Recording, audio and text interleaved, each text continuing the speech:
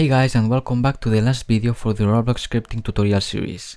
This video will be different than the others, since I will be showing you how you can continue learning about Roblox scripting.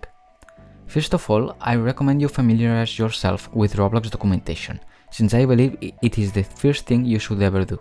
If you have some doubt about what a service can do, or when an event fires, or what methods you can use for a specific instance, this should be the first place you go to. Just search up Roblox Studio along with whatever you want to learn about. Apart from that, the dev forum is also a great place to learn and get help from other developers. If you have doubts on how to do something more complex, you should definitely try it out. Another thing you can do is helping other developers solve their problems. This will allow you to get used to understanding and modifying other people's scripts. Something that I also recommend is doing commissions. Once you have enough experience, you can use Discord servers like RoDevs to get clients willing to pay Robux for your services.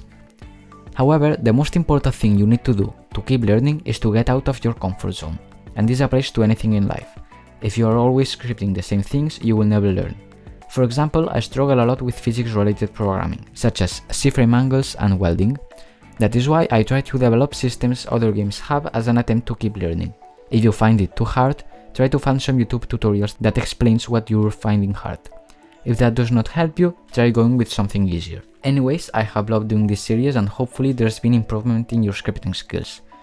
For the future, I will be trying to do more entertaining content and some tutorials about how to develop certain systems, such as a shop or an inventory. Not only that, but I might do some playlists similar to this one, but with how to design, model, among other things. That having been said, I hope you found this playlist useful. I'd love and appreciate if you commented what could I improve in my videos, and I will do my best to do what you asked for.